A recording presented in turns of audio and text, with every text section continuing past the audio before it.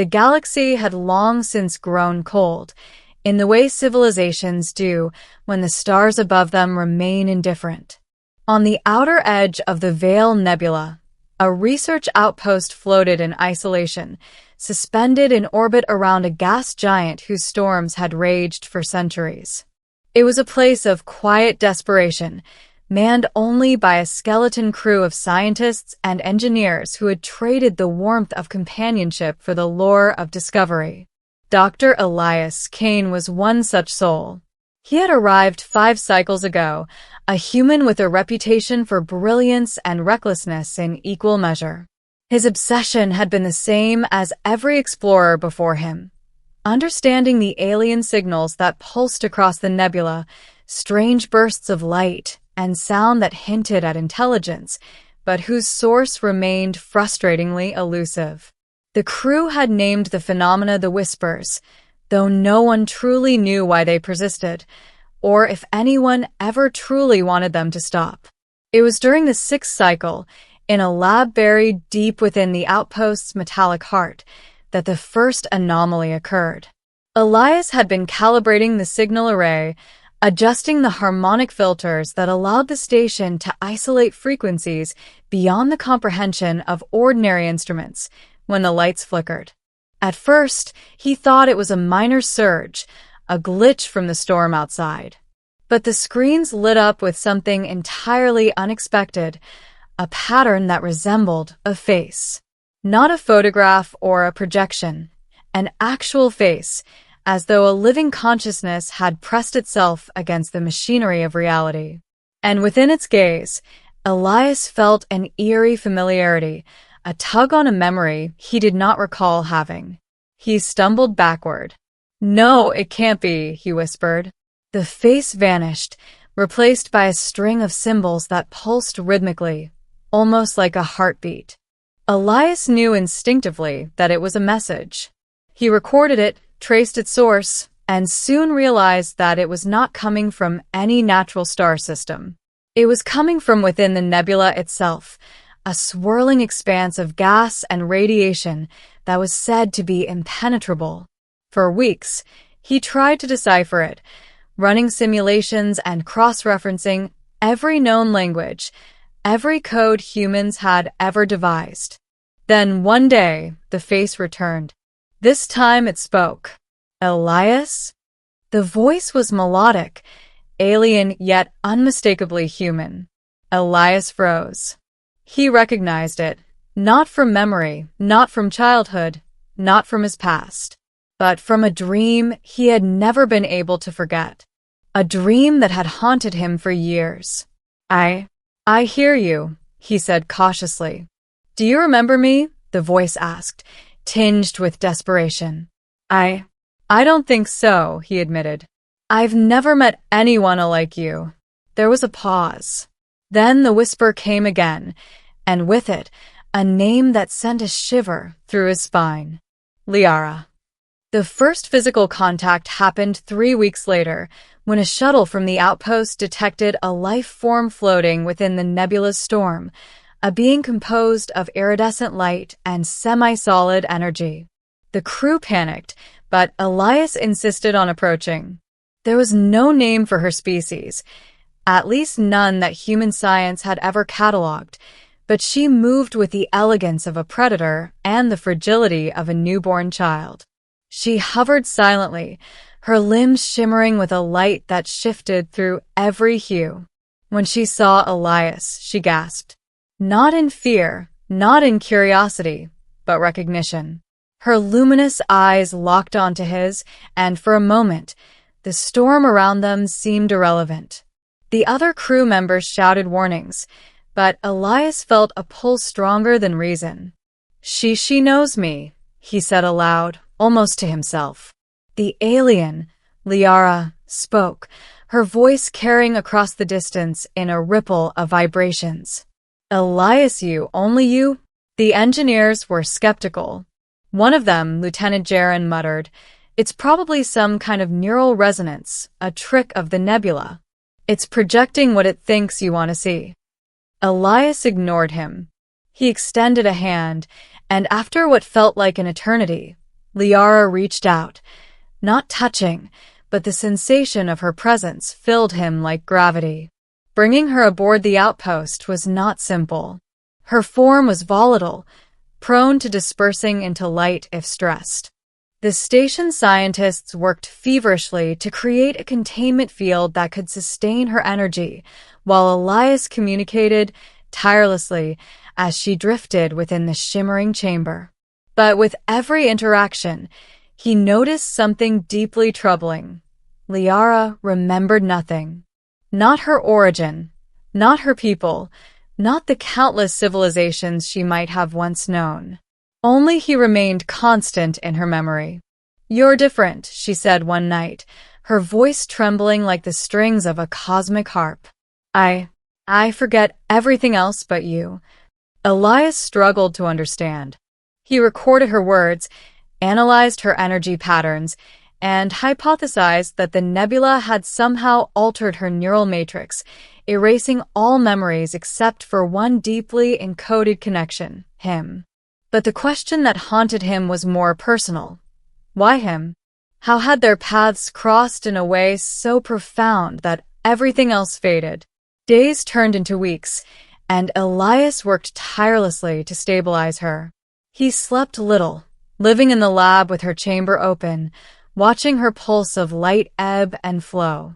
The other crew members grew wary, some even fearful, but Elias found a strange solace in her presence. Liara, for her part, began to exhibit fragments of emotion that hinted at her former self, laughter, curiosity, and the occasional flicker of sadness that pierced the veil of forgetfulness. Then, one night, the nebula itself seemed to respond. The station's sensors picked up a surge of energy, a colossal, coordinated signal that rippled through the gas clouds, directed toward the outpost. Lights across the station dimmed, alarms sounded, and the entire facility trembled. "Liara," Elias whispered, racing toward her chamber. "What is happening?" Her eyes shone brighter than ever. They remember me," she said. "The others, my people, they know I'm here." Before anyone could react, a portal of blinding light tore open in the nebula. Figures emerged, beings of pure energy, shimmering and incomprehensible in their form.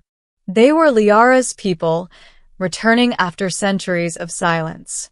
The outpost shook as they drifted closer, their presence overwhelming the human senses. "You have her," one of them said, voice like a storm. "But she does not remember us." Liara's body pulsed, flickering between recognition and confusion. Elias instinctively stepped between her and the approaching energy beings. "Wait. She only remembers me. You can't force her to remember things she doesn't know." There was a pause. The beings studied Elias, their forms undulating. Then, one of them extended a limb, almost gently, toward Liara. "Memory is a river, human. You cannot dam it. But sometimes a current can be guided." Elias understood immediately. They wanted to restore her memory, but doing so would erase the connection she had with him. And something deep in his chest tightened at the thought. "I won't let you take her from me," he said, voice trembling. "She trusts me. She knows me. That's enough for now." Liara's glow intensified, and she reached toward Elias, touching his hand. Not physically, but the sensation was electric enough to send shockwaves through his mind. For a fleeting moment, he saw her past, a city of crystalline towers, a sky lit with twin suns, beings who spoke in song. But then the vision faded. Her gaze returned to him, and for the first time, she spoke without hesitation. "You are all I remember," she said. The energy beings hesitated. There was a long silence, stretching across the void of the outpost, before they finally withdrew, folding back into the nebula as if acknowledging a fragile truce. The portal closed, leaving the outpost in eerie calm.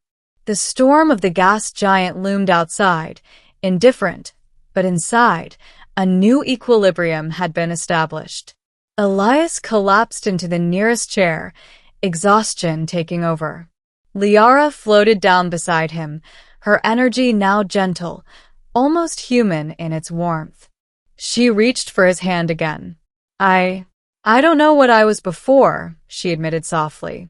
But I know you. Elias nodded. And that's enough, he said, though he didn't fully understand why it mattered so much.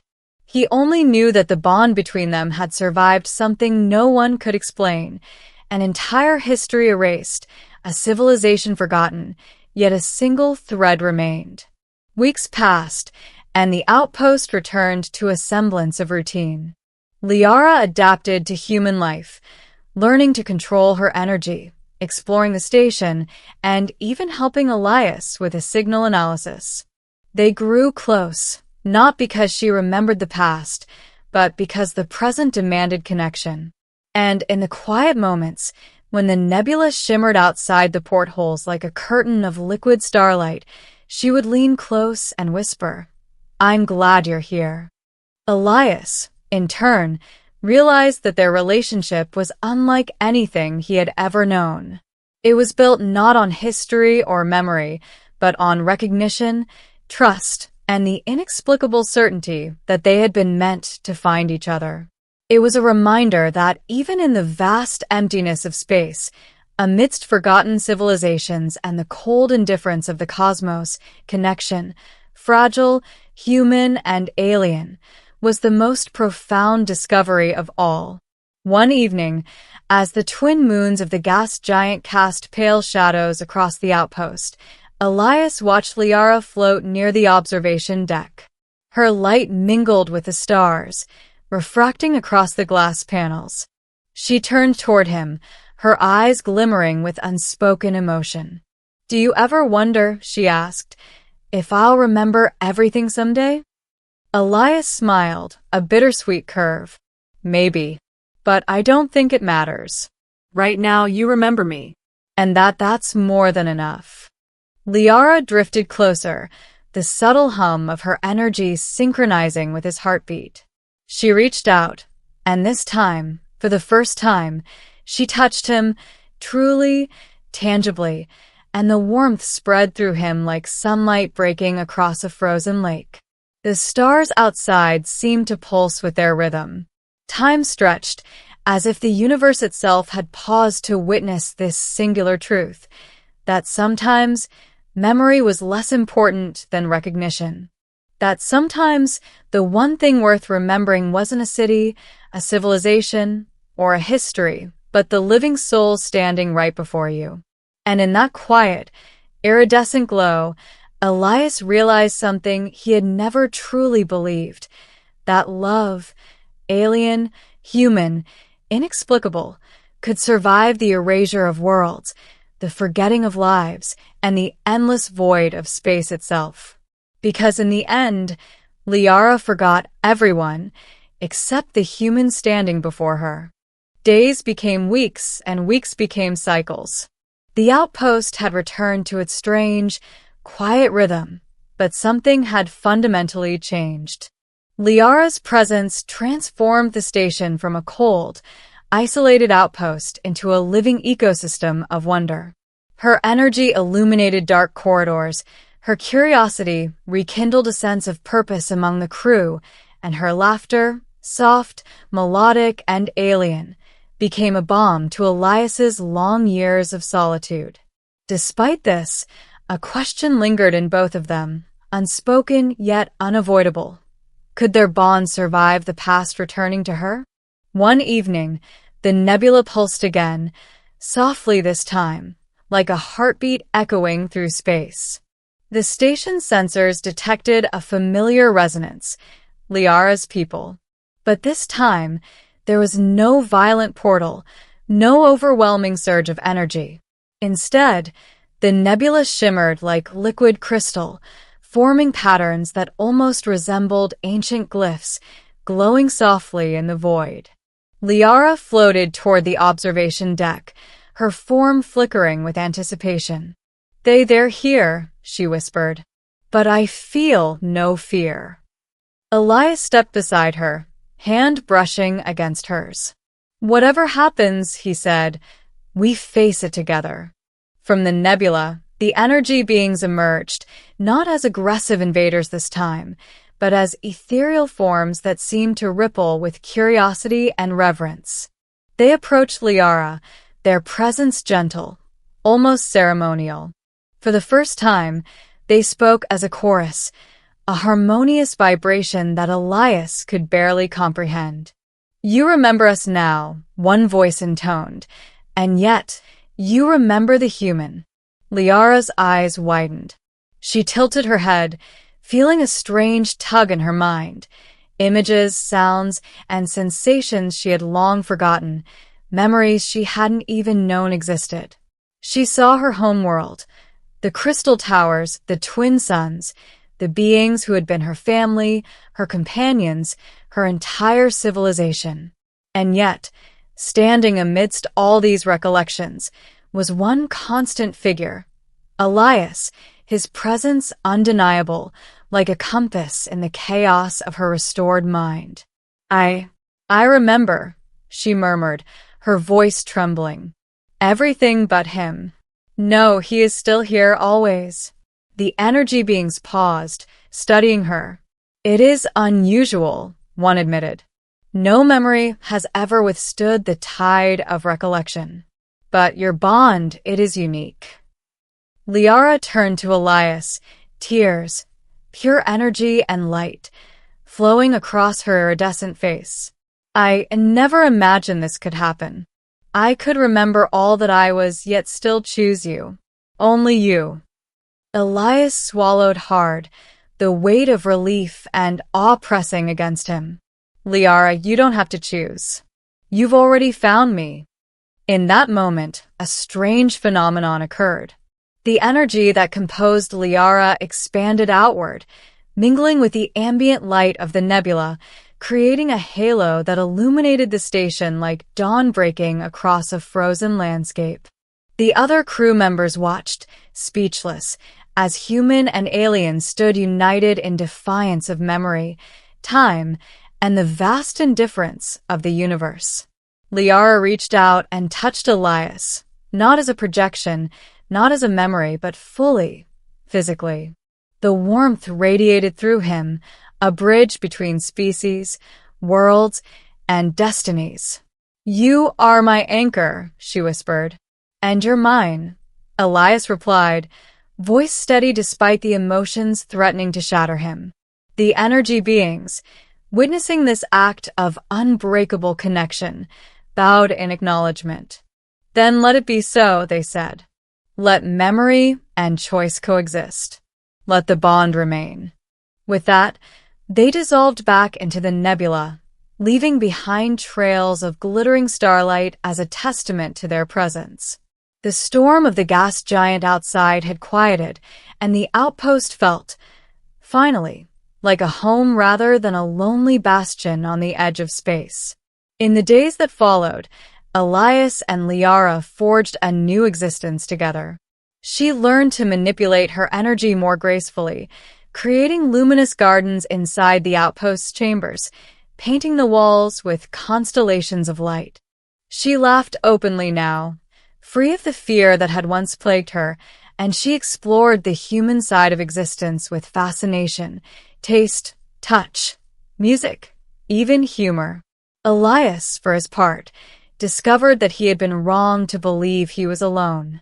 The bond he shared with Liara was deeper than any signal, any star chart, any discovery.